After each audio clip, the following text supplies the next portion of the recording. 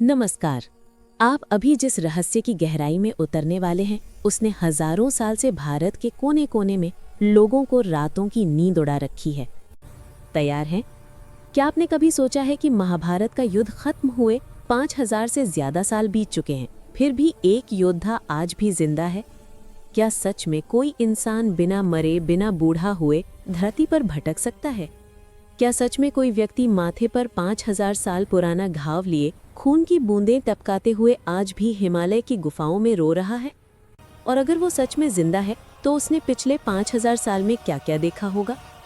स्वतंत्रता आंदोलन, आज़ादी की पहली सुबह, इंटरनेट का जन्म, और सबसे बड़ा सवाल, वो आज रात आपके शहर के पास से गुजर जाए तो आप उसे पहचान भी पाएंगे? दोस्तों, हम बात कर रहे हैं उस नाम की जिसे सुनते ही रोंगटे खड़े हो जाते हैं। अश्वत्थामा, महाभारत का वो महावीर जिसे भगवान श्री कृष्ण ने न मरने का वरदान दिया और न मरने का श्राप भी। आज हम आपके लिए ला रहे हैं अश्वत्थामा, अनंत यात्रा का जिंदा सबूत, बिल्कुल सच्ची, शास्त्र प्रमाणित और आज तक की सबसे विश्वसनीय घटनाओं के साथ। तो अपनी कुर्सी पकड़कर बैठ जाइए, क्योंकि अगले कुछ मिनटों में हम आपको 5000 साल पुरानी उस सच्चाई से रूबरू करवाने जा रहे हैं जो आज भी सांस ले रही है। सबसे पहले चलिए उस रात में, जिस रात अश्वत्थामा ने अमर होकर भी मरना चाहा था। कुरुक्षेत्र का युद्ध खत्म हो चुका था। 18 दिन, लाखों लाशें, खून की नदियां, और दुर्योधन मरने की कगार पर था। अपने सबसे प्रिय मित्र को तड़पता देख अश्वत्थामा का दिल जल उठा। उसने कसम खाई, अब पांडवों का नामो निशान मिटा दूंगा। रात के अंधेरे में जब पांडवों का पूरा शिविर सो रहा था, अश्वत्थामा ने कृतवर्मा और कृपाचार्य के साथ मिलकर नरसंहार कर दिया। 5 उप पांडव, द्रौपदी के पुत्र, सब मारे गए। उनके कटे सिर अश्वत्थामा ने दुर्योधन को भेंट किए। दुर्योधन ने आखिरी सांसों में मुस्कुराते हुए कहा, अब मैं चैन से मर सकता हूँ। लेकिन अगले ही पल सच पता चला, वे पांडव नहीं, उनके पुत्र थे। दुर्योधन की आंखें फटी की फटी रह गई और अश्वत्थामा का चेहरा पीला पड़ गया। अब आया वो पल जिसने इतिहास बदल दिया। अर्जुन, श्री कृष्ण और महर्षि व्यास के साथ अश्वत्थामा को पकड़ लिया गया। डर के मारे अश्वत्थामा ने अपना सबसे खतरनाक हथियार छोड़ा, ब्रह्मशिरा अस्त्र। अर्जुन ने भी छोड़ा, लेकिन श्री कृष्ण के कहने पर अपना अस्त्र वापस ले लिया। अश्वत्थामा अपना अस्त्र वापस नहीं ले सका। उसने उसे उत्तरा के गर्भ की ओर मोड़ दिया। उस गर्भ में था अभिमन्यु का पुत्र परीक्षित। श्री कृष्ण ने गर्भ से मृत बच्चे को जीवित किया और अश्वत्थामा को घूर कर देखा। उस नजर में दया नहीं, सिर्फ न्याय था। श्री कृष्ण ने कहा, तूने धर्म को लज्जित किया है, अब सुन तेरा दंड। और फिर गूंजा वो श्राप जिसे सुनकर आज भी ऋषि मुनि कांप उठते हैं। महाभारत के सौप्तिक पर्व अध्याय 16 के श्लोक सुनिए अपने कानों से। न त्वं मरणं प्राप्स्यसि यदा कालो अपि महान् भवेत्, चरिष्यसि मेदिनीम् एकाकी शतवर्ष सहस्राणि। त्वं गात्रात् पूयशोणितं स्रविष्यसि घोररूपं, दुर्गंधयुक्तं सर्वत्र न ते संगो भविष्यति मानवैः। यानी, तू कभी नहीं मरेगा, लाखों करोड़ों साल तक अकेला धरती पर भटकेगा। तेरे माथे का घाव कभी नहीं भरेगा, उसमें से पीप और खून हमेशा बहता रहेगा। तेरे शरीर से इतनी दुर्गंध आएगी कि कोई इंसान तेरे पास नहीं आएगा। तू जंगल, पहाड़ और गुफाओं में अकेला रोता रहेगा। और ठीक यही हुआ। श्री कृष्ण ने अश्वत्थामा के मस्तक से वो मणि निकाल ली जो उसे जन्म से थी, जिस मणि की वजह से न कोई जहर काम करता था, न कोई हथियार। मणि निकलते ही माथे पर गहरा घाव हो गया और वो घाव आज तक नहीं भरा। अब सवाल ये है, क्या सिर्फ महाभारत में ही ये बात लिखी है? नहीं, हर बड़े पुराण ने अश्वत्थामा को चिरंजीवी घोषित किया है।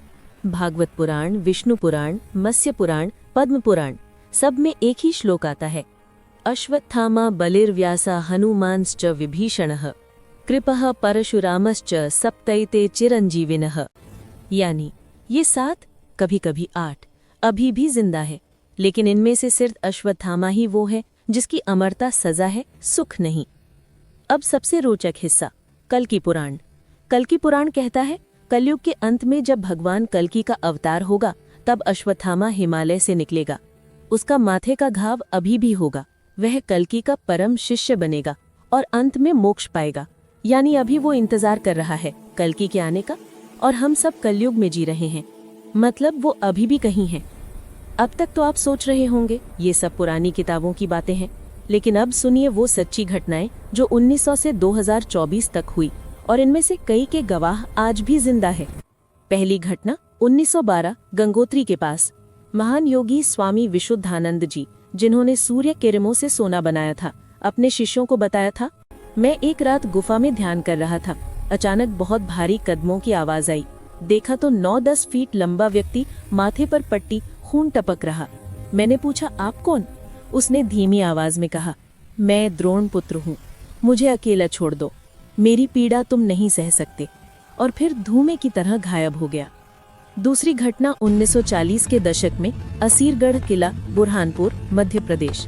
यह किला आज भी मौजूद है। स्थानीय लोग और पुराने सिपाही बताते हैं, हर पूर्णिमा की रात एक लंबा व्यक्ति सफेद घोड़े पर आता है, माथे पर पट्टी, खून बहता हुआ, चिल्लाता है, पुत्र जन्मा, और फिर गायब हो जाता है। 1947 में एक अंग्रेज अफसर ने अपनी डायरी में लिखा था, I saw a tall man with blood dripping from his forehead. He was crying in some ancient language. I still can't sleep peacefully. तीसरी घटना 1996 से पहले ओंकारेश्वर, नर्मदा तट कर। स्वामी अखंडानंद सरस्वती जी, जो बाद में समाधि ले चुके, अपने शिष्यों को बताते थे, एक रात में नर्मदा स्नान कर रहा था, अचानक पानी से एक बहुत लंबा व्यक्ति बाहर निकला, माथे से खून बह रहा था। उसने मुझसे आशीर्वाद मांगा और कहा, मैंने बहुत बड़ा पाप किया है, मेरी पीड़ा कभी खत्म नहीं होती, लोग मुझे अश्वत्थामा कहते हैं। फिर नर्मदा में डुबकी लगाकर गायब हो गया। चौथी घटना 2008 में उत्तरकाशी के पास दयारा बुग्याल में। दिल्ली के 7 लड़के ट्रैकिंग पर गए थे। रात 2 बजे उन्हें लगा कोई बहुत भारी कदमों से चल रहा है। टॉर्च मारी तो सामने था एक 10 फीट लंबा व्यक्ति, माथे पर पुराना घाव, खून टपक रहा। सब डर के मारे चीख पड़े। उसने सिर्फ इतना कहा, जाओ यहाँ से, मेरे पास मत आओ, मेरे घाव की पीड़ा तुम नहीं झेल सकते, और अंधेरे में गायब हो गया। उन 7 में से 2 आज भी जिंदा है। उनका इंटरव्यू आज भी यूट्यूब पर उपलब्ध है। पांचवी घटना 2022 में रोहतांग पास के ऊपर, हिमाचल प्रदेश में। गद्दी चरवाहे बताते हैं, गर्मियों में ऊंचे बुग्यालों में एक बाबा दिखता है, बहुत लंबा, माथे पर घाव, अकेला बैठा रोता रहता है। कोई पास जाए तो चला जाता है। चरवाहों ने उसकी फोटो खींचने की कोशिश की, लेकिन कैमरा काम नहीं करता था। ऐसी सैकड़ों घटनाएं हैं। महेश्वर, ओंकारेश्वर, बद्रीनाथ, केदारनाथ, नर्मदा घाटी, गुजरात की जूनागढ़ गुफाएं, हर जगह एक ही विवरण, लंबा कद, माथे पर घाव, खून, पट्टी, अकेलापन और गहरी पीड़ा। अब आप सोच रहे होंगे, ये सब सच हो सकता है क्या? विज्ञान तो कहता है 100-150 साल से ज्यादा कोई नहीं जीता। तो इसका जवाब भारतीय दर्शन देता है। हमारे शास्त्रों में समय को चक्र कहा गया है। चिरंजीवियों का समय हमारे समय से अलग गति से चलता है। जैसे हनुमान जी आज भी हैं, विभीषण जी लंका में हैं, महर्षि व्यास जी बद्रीनाथ में लिख रहे हैं। इसी तरह अश्वत्थामा का समय भी रुका हुआ है। उनका शरीर नहीं बूढ़ा होता, सिर्फ घाव दुखता है। और सबसे आखिरी सवाल, क्या हम कभी अश्वत्थामा से मिल सकते हैं? शास्त्र कहते हैं, जो सच्चे मन से पुकारेगा वो जरूर मिलेंगे, लेकिन मिलने के बाद शायद आप फिर कभी पहले जैसे नहीं रहेंगे, क्योंकि उनकी आंखों में 5000 साल का पश्चाताप है। उनकी सिसकियों में द्रौपदी के 5 पुत्रों की चीखें हैं, और उनके घाव में श्री कृष्ण का वो श्राप है जो कभी खत्म नहीं होगा, कल की अवतार तक।